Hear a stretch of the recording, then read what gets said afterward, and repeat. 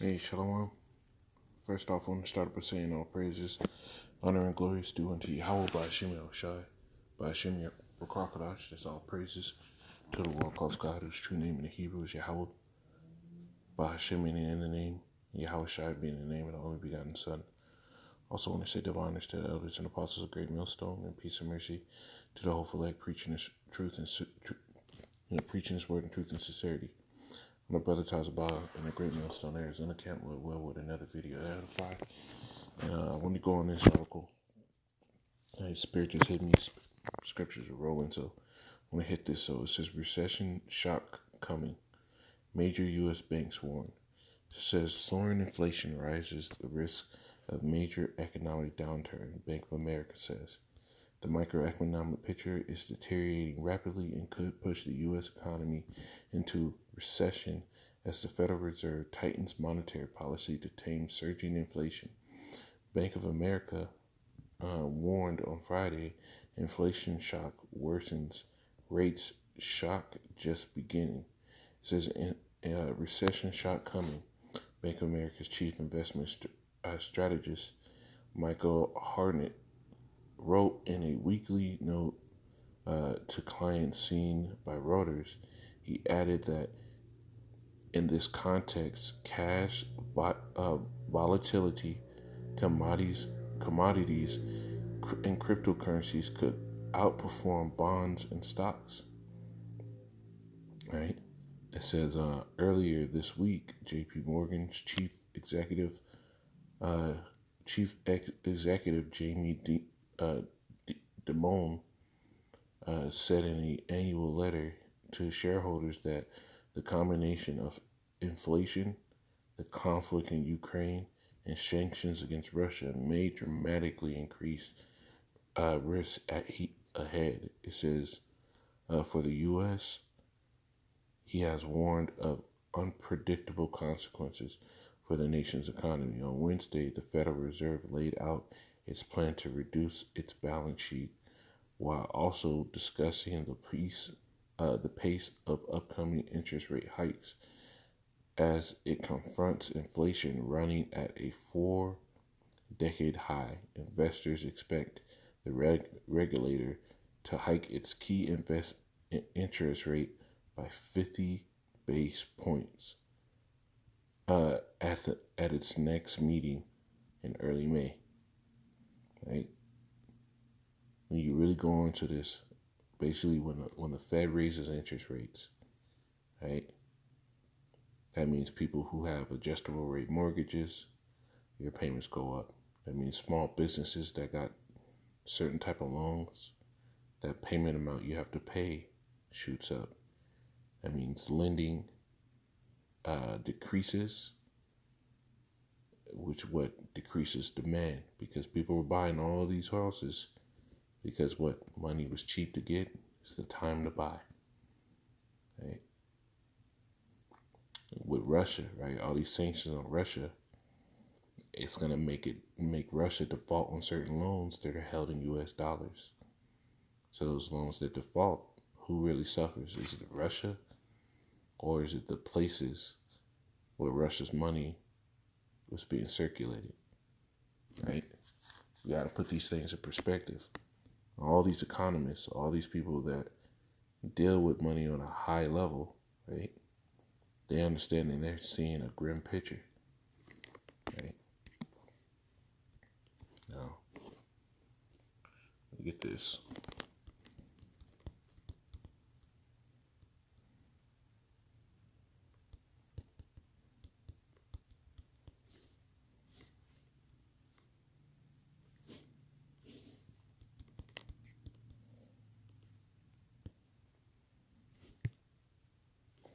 James 5 and 1, it says, "Go to now, you rich men, weep and howl for your miseries that shall come upon you.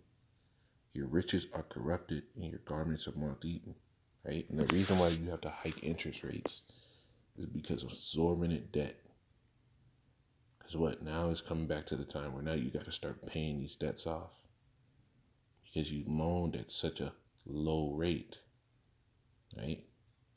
But now when these banks lift up that interest rate, Now they're expecting you to get that money back quicker. Now they want bigger payments, right? And the money's not worth that much anymore. So it's going to hurt the normal everyday person. That's why it says your riches are corrupted, because they're not worth anything. It says your gold and silver is cankered. The rest of them shall be witness against you. The value of all the money in the U.S., all the Edomite dollar, is cankered, it's corroded, filled with debt. This is why the scriptures talk about him that laded himself with thick clay. Let's get that. And finish out this one. It says, and shall eat your flesh as it were fire. Ye have heaped up riches together for the last days. Right? All these things. And verse 4 says, behold, the hire of the laborers who have reaped down your fields. And who were the laborers? The everyday person. And chiefly Jake. Right? We're the ones that built this country up. Esau likes to sit here and take the credit for it, but really Jake is the one that built up the country. All Jake's inventions all saturate your everyday life, and you don't even know it, because Esau put his face up over it. It says, which is of you kept back by fraud, cried, and the cries of them which have reaped are entered into the ears of Yahweh of Sabaoth. Right? So now what? The poor man's crying, and we're tired. Lord, please send your judgment. Let's get this.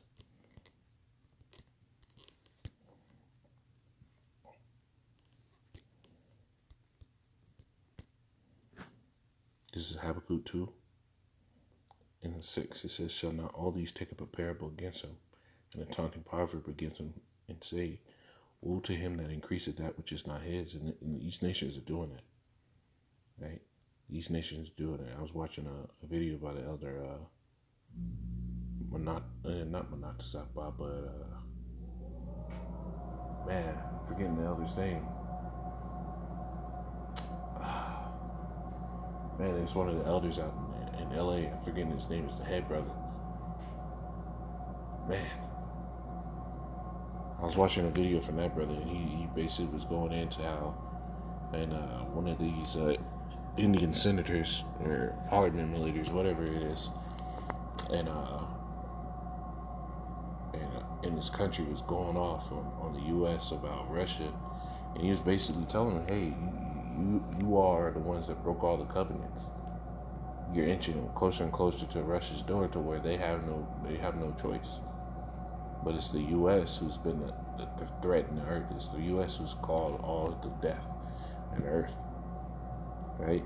So now the nations are taking up a parable, right, and a taunting proverb, and say, woe to him that increaseth that which is not his. Right? And how long? It says that into him that ladeth himself with thick clay. And when you go to that word thick clay, it goes into the word abadyat in Hebrew, which means debt. Right? So that debt is rising up, and all the nations see it. They see the dollar's not worth anything. Right? You even had a NATO ally, which was a NATO member, sat there and said, F it, we're going to buy Russian oil with the ruble. It's a straight defilement against the U.S. and their justification was because what they 85% of the gas that comes into the country for energy is all supplied by Russia. Right? Ultimately, we're coming to the end of this thing, and the dollar is crashing. Right? This is let me get this in Ecclesiastes first.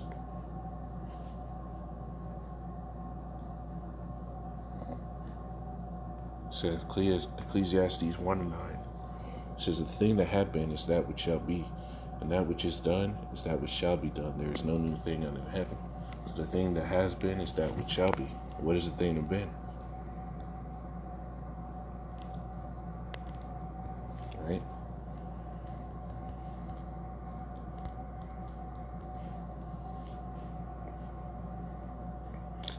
And this is Genesis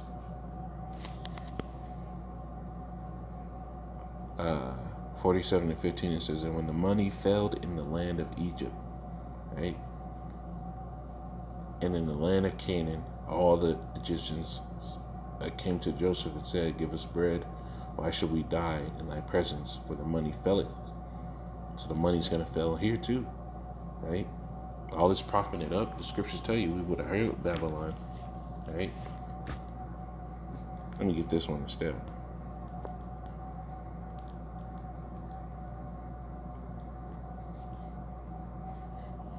This is Jeremiah 51:8. It says, Babylon is suddenly fallen and destroyed. How for her? Take balm for her pain, and so she may be healed, right?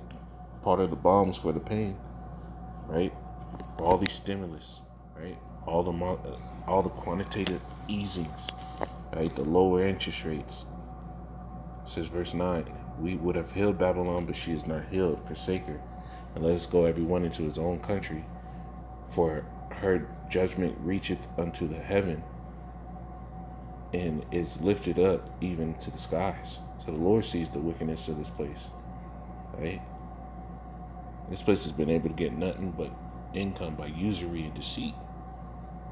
And how these things are coming back on them. So with the money crashing here, has your mindset only been to build in America? Have you stored up riches in heaven? Let's get that precept.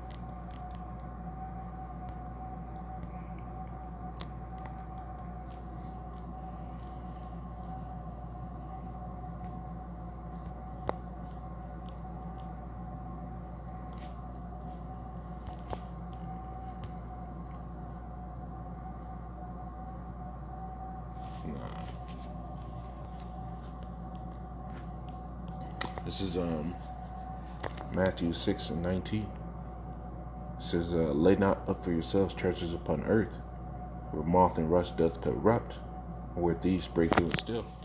So is this been your conduct and your conduct while you've been on earth, or have you been only sowing to the flesh, making sure you got it here, or have you done other things to make sure that you had a treasure in heaven as well? It says, but lay up for yourselves treasures in heaven, where neither moth nor rust doth corrupt, and where thieves do not break in or steal. For where your treasure is, there will your heart be also. Right? So have you been putting treasures in heaven, or you've been putting treasures on earth? Because if you've only been putting your treasures on earth, when these things start getting pulled from under you, because a lot of people don't understand how money works. A lot of people that have money, they just have it and they're just living it up. Right? Jake, you'll get money, you don't really understand exactly how it works. Right? You'll buy a bunch of cars and shit, go live it up, but you don't even know how to secure your money for the future. And even if you secure it here, it's not going to matter, because the scriptures tell you riches. Let me get this.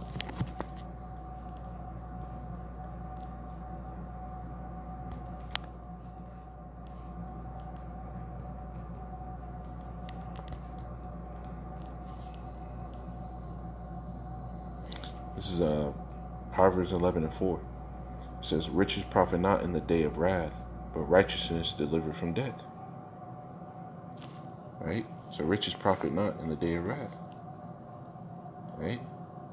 So when all hell's breaking loose, those riches aren't going to profit you, but righteousness is going to deliver you. Whether or not you've done what the Lord said, whether or not you've shown, a good conscience to the men of the Lord, man, you don't realize how great it is for the opportunity that you have to do good to a brother, man. The scriptures tell you that charity covers a multitude of sins. That's the riches in heaven.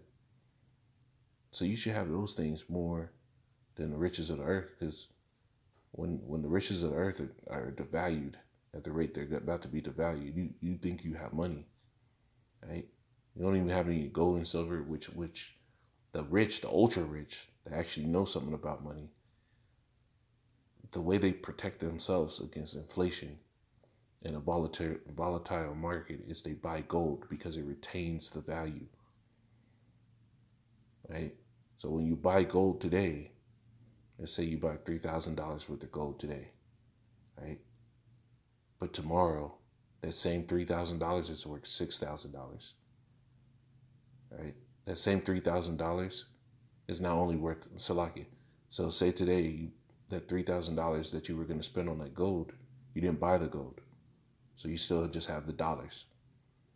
And tomorrow, that same $3,000 is only worth $1,000, right? Gold is the hedge against that. Gold and silver is the hedge against that. Because what happens is it retains the value at which you bought it at, right? So say you bought $3,000 worth of gold today. The price of money, the price of the dollar is devalued to where that $3,000 that you spent yesterday is now worth $1,000. That gold still holds that weight though, so you don't spend more debt notes. But a lot of people don't even know that. So what? They just store up, They paper chasers to get into the bag, but no understanding. Right? Riches don't profit in the day of evil. Righteousness delivered from death, though. Right? So have you been only storing to the flesh? Because pretty soon, the flesh is going to fail. You see Lady Liberty in the ocean with his arm broken off. That's spiritual. The Lord's going to break the arm of Esau, man. What has been his arm in the earth? His deceitful wages. Those things are going to be broken down, man. Just a quick video. Lord willing, it's edifying. Shalom.